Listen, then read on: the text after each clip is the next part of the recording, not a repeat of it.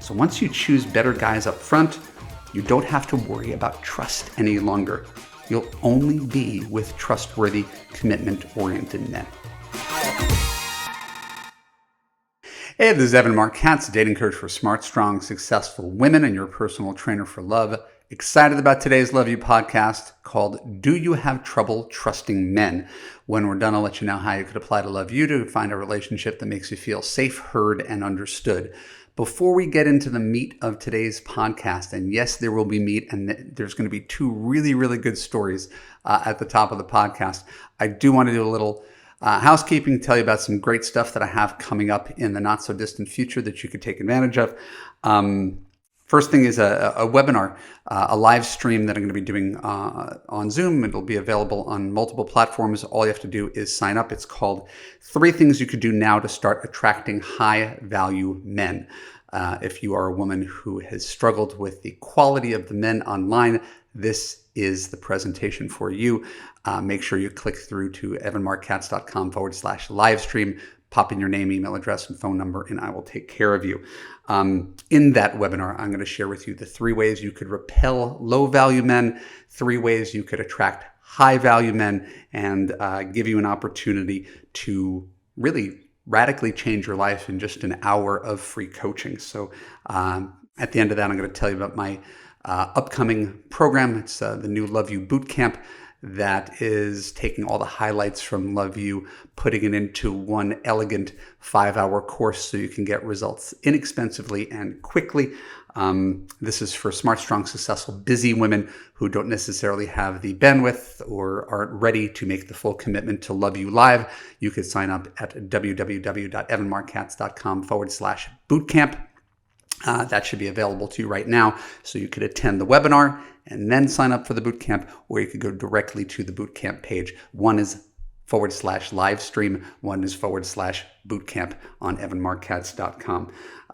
In this program, we're going to have this intimate experience. It's going to be a select group of women, really exclusive people who are ready for love, high quality, high value women who have everything but the man.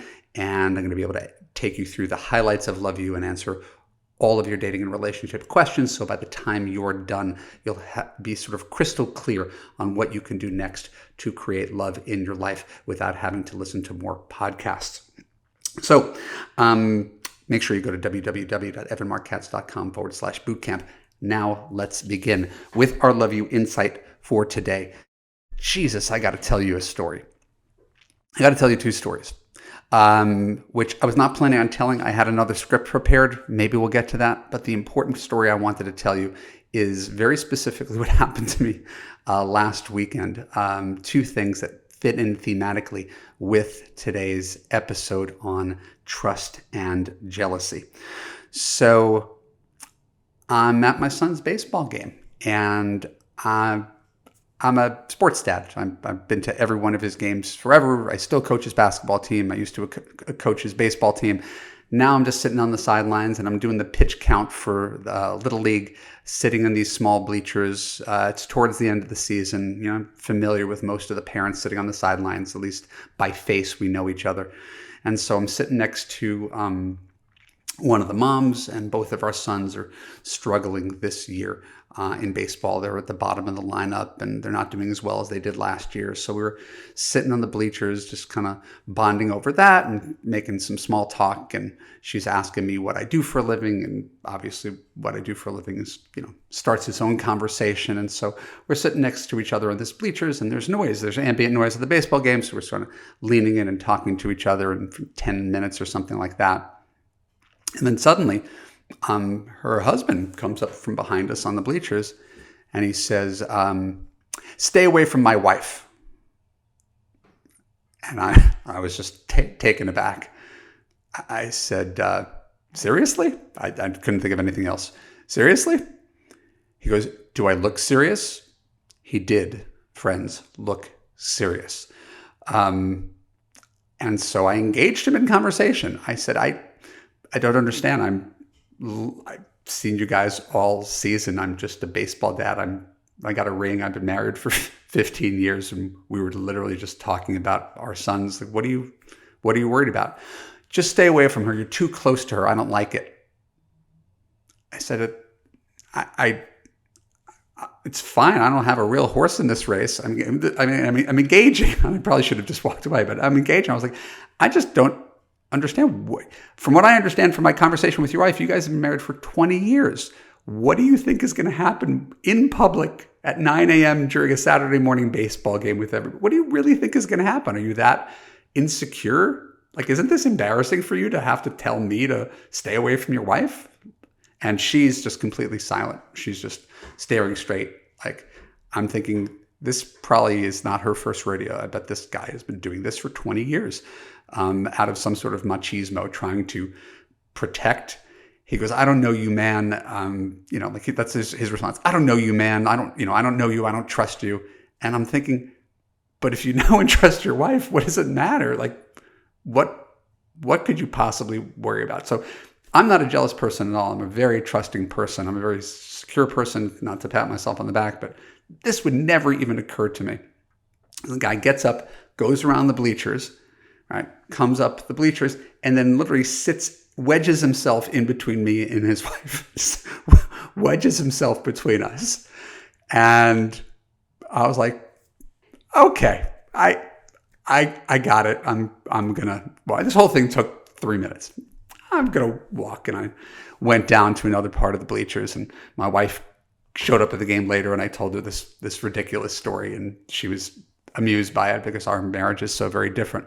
So to share how different our marriage is, that night I'm at a surprise birthday party, a nice part of town, relatively wealthy friends, and everybody there is dressed to the nines, and it's open bar and sushi and really like a spectacular party. We're with a few friends, but I mostly don't know too many people there. I might know 6 people at a party with like 40 or 50 people. So the limited number of people that I feel comfortable talking to.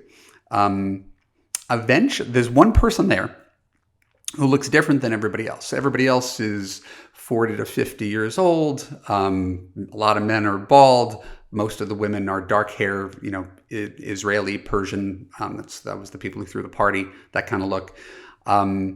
And there's one person there who's got long blonde hair and is wearing short jean shorts and really looks like she came out of a different party.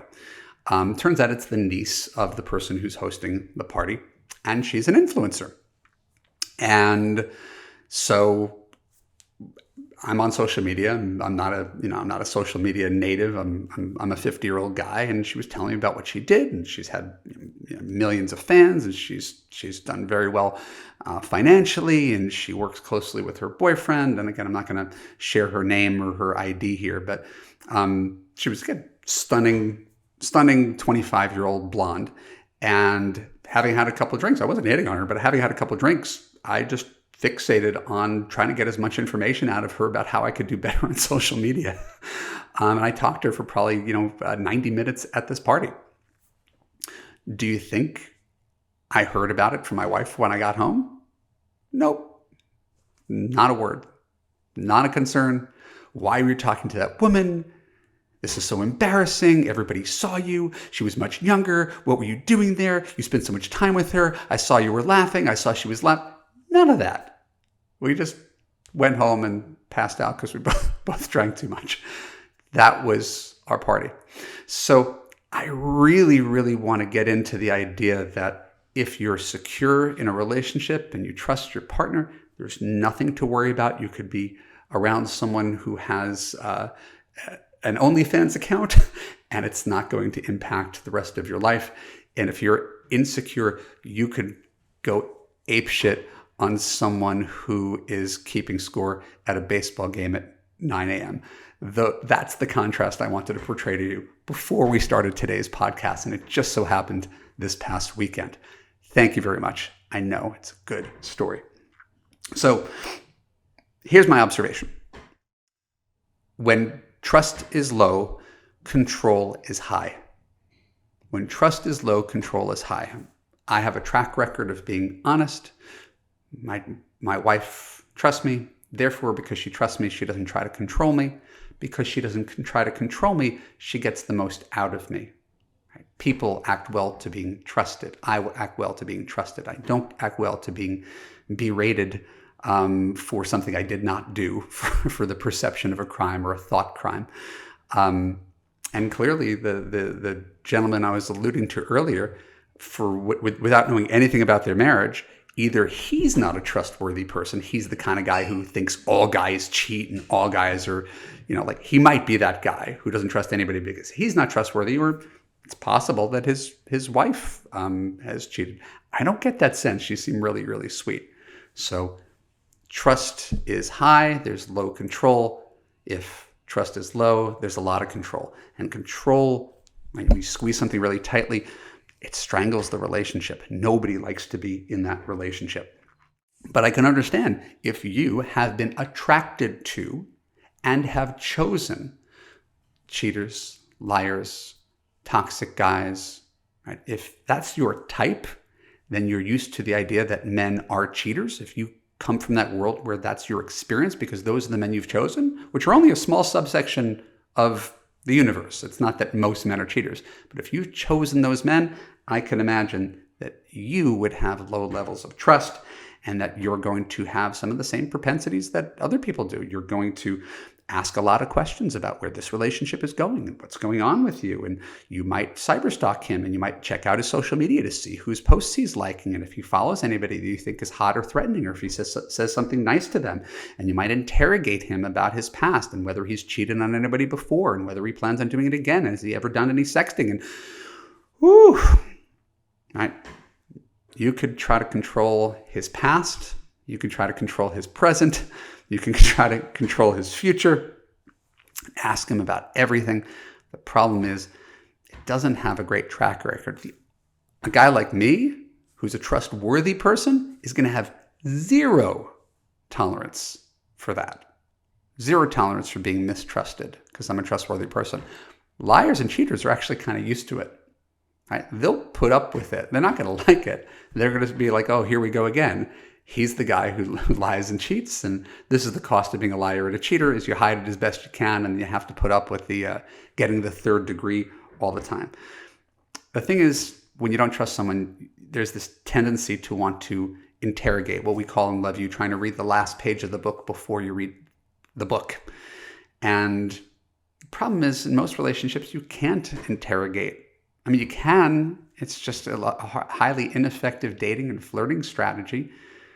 Right? You can't come out and ask someone if he sees himself with 3 kids. You can't ask him how much money he has in his 401k.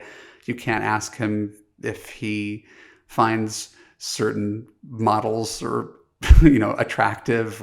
It's just, there has to be an element of trust. The same way you do in all relationships. You don't interrogate new people that you meet. You just talk to them and you get to know them more organically. So, if you're the CEO of your love life, you need to be able to trust your own judgment. And the way we do this is by learning to observe, not to control. You can't do this by text. You can't do this on your first phone call, FaceTime. You can't do this on the first date. You have to let the story play itself out for, I don't know, again, we make up a term, like a month, to just pay attention to what happens, to see how he shows up, right? Not just on the date when he's charming you, but how does he follow up after the date? Does he text? Does he call? Does he escalate his efforts to see you? Do his words match his actions? Does he seem like a relationship-oriented guy? Does he seem like a player? Does he seem like he's just trying to get you into bed and lead you in that physical direction? Does he seem sincere? So we're really just giving him enough time to either hang himself with his own rope or build up enough trust that you don't have to be so vigilant, and you could let down your guard, you could take down your profile, and you could sleep with him and call him your boyfriend and introduce him to your friends and family without that black cloud over your head that's constantly worried about what's going to happen. Is he the one? Is he going to hurt me? Is he just like the rest? Because that hypervigilance, A, makes you crazy, right? Not in a clinical term, but that hypervigilance makes you crazy. And that level of insecurity in relationships Is it attractive? You wouldn't like a guy who did that. You wouldn't want a boyfriend who did what this guy did to me, right? Threatening strangers, right? If you don't want to be micromanaged like that, if you don't want to be controlled like that, don't be the kind of person who tries to control men in relationships. Try to make good relationship choices, imperfect as though they might be, in the first month, right? By observing him instead of trying to get ahead of it, and evaluate him on a case-by-case basis, so that as the CEO, if he seems really trustworthy for 6 weeks and then he becomes your boyfriend and you realize, oh, something's changed, you could fire him instead of keeping on his ass all the time and having a boyfriend you don't trust, because you can't be in a relationship with a guy you don't trust. This vigilance, this anxiety will never end. And a good relationship, my friends, as you know, is one that does not have anxiety. If you've never had a relationship with anxiety, I highly recommend it. That's the one you should have for the rest of your life. If that sounds appealing to you, just a reminder, go to www.evanmarkatz.com/apply to apply to join me in Love You. Now, Love You small win for the week. This is a quote. Don't give names here. I went on a great first date. He asked for a second one and I turned it down. I feel better about being able to walk away if I wasn't feeling it with the guy. You shouldn't have to talk yourself into it. This, again, I love these Love You small wins because they take all the stuff that we teach in the course, they bring it into reality with real life women like you who are struggling with it, and you could see the growth. You could see it happen in real time. The same woman who would have gone on a second date with a guy that she didn't want to go on, right, had the guts as the CEO to turn it down and say, next, I don't know who's the next man up, but I'm going to find the next man up. I'm not going to bend over backwards to please him. I'm not going to change my personality. I'm not going to talk myself into anything. I'm not going to have this sinking feeling that something is off. Really, my job as your coach is to allow you to feel your feelings and trust them, right? Because you've gone this long in your life without being able to trust yourself with men. That is what I offer to you in Love You. Not that this is an advertisement or anything.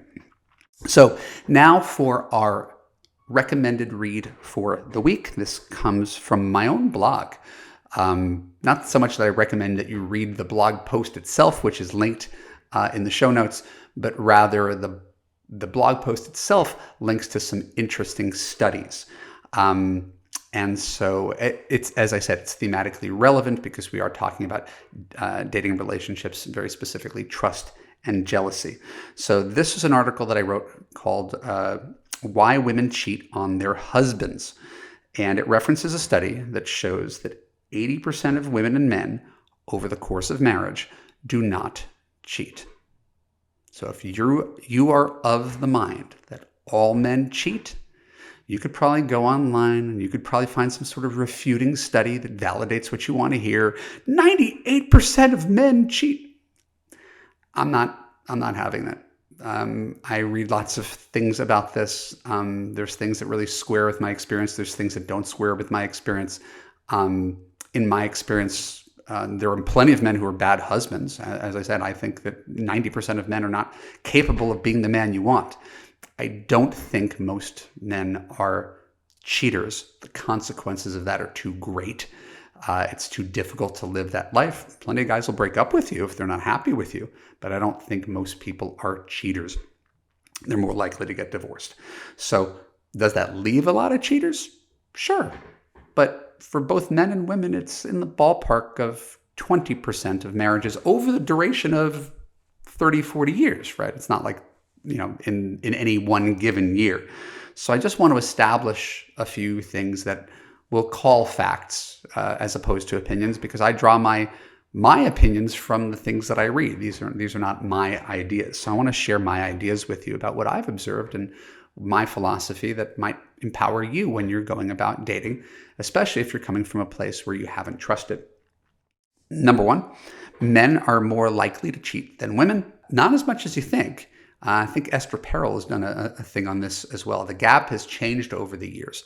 As women have become more financially independent, they can leave their partners. They're not so dependent where they have to stay in a relationship where the guy's running around on them. So women often cheat for more emotional reasons. Men cheat for sexual reasons that often have to do with emotional reasons as well. So the percentage of people, of men and women who cheat, men is still higher, but it's closer than it ever has been before. Next, men are more able to separate sex and marriage. We talked about men being able to separate sex and love. A guy could sleep with virtually anybody without any feelings attached. He doesn't have to be attracted to her that much. He doesn't have to like her very much, but he might still have sex, which is something you would not necessarily do. Similarly, within a marriage, there are guys who could have good marriages and still cheat for sexual purposes. I'm not endorsing it in any way, shape, or form. I'm only pointing out that it happens. You could find a guy who says he's happily married who tries to have someone on the side, where you're going to find very few women who do the same thing. Usually women are going to cheat because they're really missing out on some emotional intimacy. They're not feeling really connected in the relationship. It's possible, of course, that women cheat just because the sex is bad with their husband, but generally they're cheating for an emotional reason, whereas guys, there are men who could have perfectly lovely wives and be happy with their relationship and get along with them and love that she's the mother of his kid, and he just needs a little bit more excitement and doesn't think the rules apply to him. I am not a fan of these men. I'm just saying they exist. Next reminder, most men don't in fact do this, right? I repeat myself for a very specific reason. You need to hear this. You need to know that most men do want to fall in love. Most men do want to get married. On my upcoming webinar, I'm going to give you some statistics on this one. In case you doubt me, I'll give you some real statistics on that.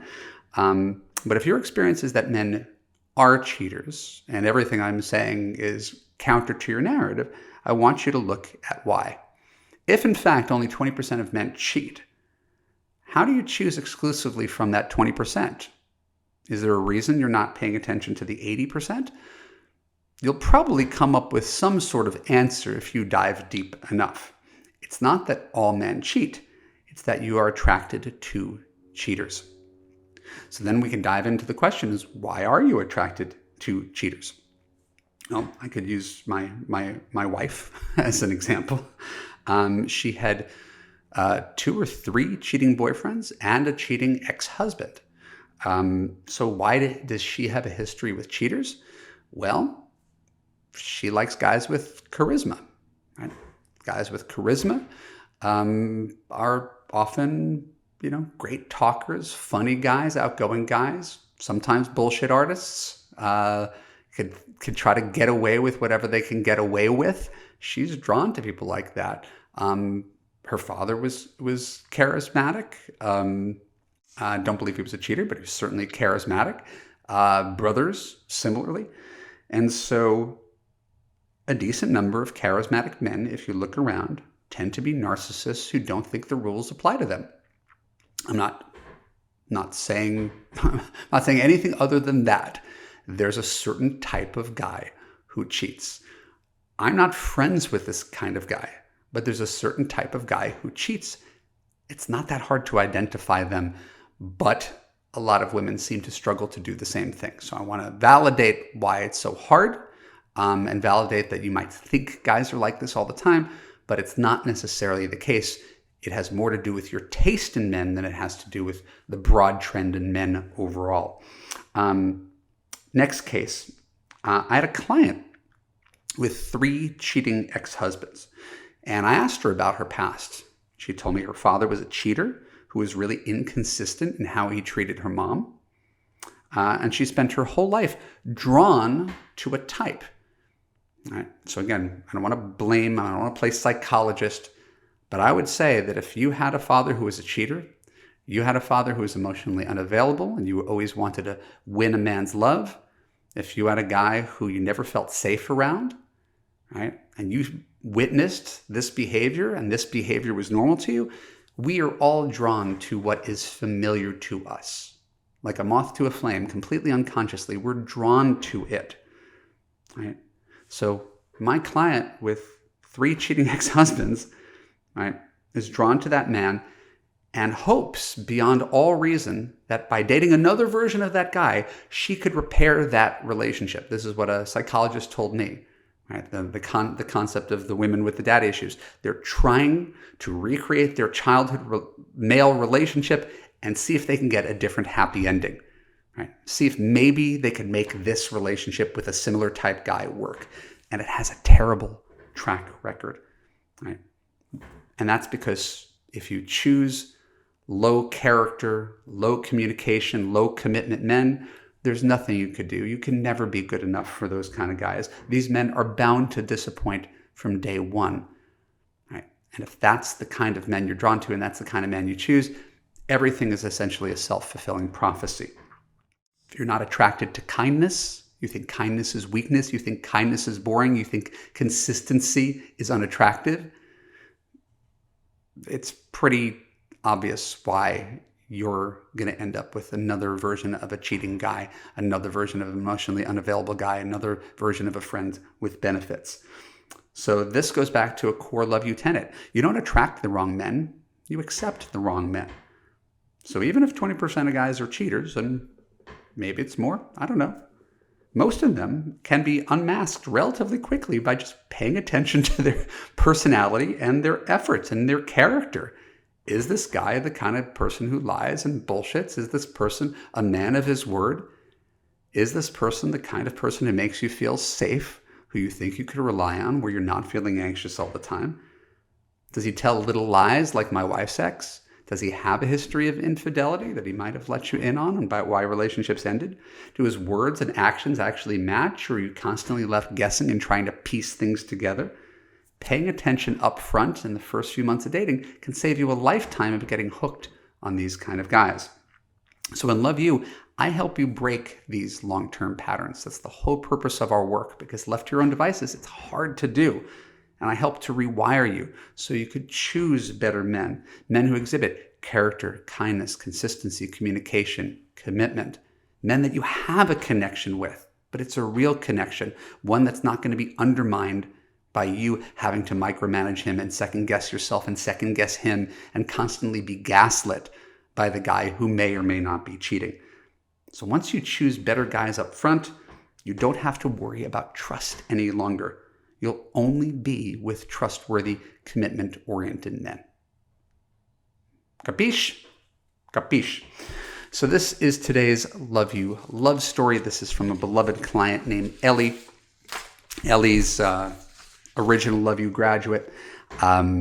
She wrote me. We've been in touch since she graduated the course. I consider her a friend now, but she started off as a client. She writes, I thought you might be interested to know that after 3 years together, David and I are officially engaged. I don't think our relationship would have unfolded and progressed so smoothly if it wasn't for Love You. The course, the coaching, the community was a life-changing experience for me. I loved every minute of it. So from the bottom of my heart, thank you, thank you, thank you, plus the thank you from David. You know what that means, right? You and your wife are invited to a wedding in Sydney around this time next year. A handful of Love You gals are planning to make the trip along with American and Canadian friends, so it should be a blast. As it turns out, Ellie got married the same weekend as my own anniversary, so I couldn't go to her wedding. But I did get an opportunity to meet her and her husband when they came to visit Los Angeles last year, which was pretty exciting. And she stayed in Los Angeles with another Love You graduate and her husband. So this is the stuff that really makes me excited. This is the stuff that gets me up every day, excited to talk to you and create new content, is because I get to see these things happen in real life. This is not just something I say during a podcast or during a YouTube video or in some Instagram, TikTok reel. These are real life women whose lives have changed by taking Love You, taking action, and doing something different to produce a different result in their love life. So if that sounds like you, I'm excited to work closely with you in any way, shape, or form. My name is Evan Mark Katz. Thanks for tuning into the Love You podcast. For more episodes like this on YouTube, click on the button, ring the bell to get notified when new content comes out. If you are exhausted with dating, relationships, and men, and you want to join my free live presentation, the 3 things you could do now to start attracting high-value men, go to www.evanmarckatz.com/live stream. You could click on the notes in Apple Podcasts or on my blog or on YouTube as well. If you're a busy woman and you're ready to get small group coaching with me, you don't need to watch another hour-long live stream or listen to another podcast or Google a whole bunch of relationship advice. If you're ready to do something now that produces results fast, my Love You Bootcamp is at www.evanmarckatz.com/bootcamp, and you can enroll directly from that page. It's amazing value for what you're getting. You're getting 5 hours of coaching with me for a ridiculously affordable price, given what I charge my regular high-priced clients in private coaching. And if you are ready for the real deal and you want to work with me in small groups or one-on-one, not just for a weekend or for an hour, but over the next 6 months to get you the love that you deserve, go to www.evanmarckatz.com/apply. Watch a short video on how to fix your broken man picker, fill out your Love You application. You and I will talk on the phone for an hour, and I will take care of you and make sure that by the time we're done working together, you are truly the CEO of your own love life. Thanks so much for your time. I'll talk to you soon. Bye-bye.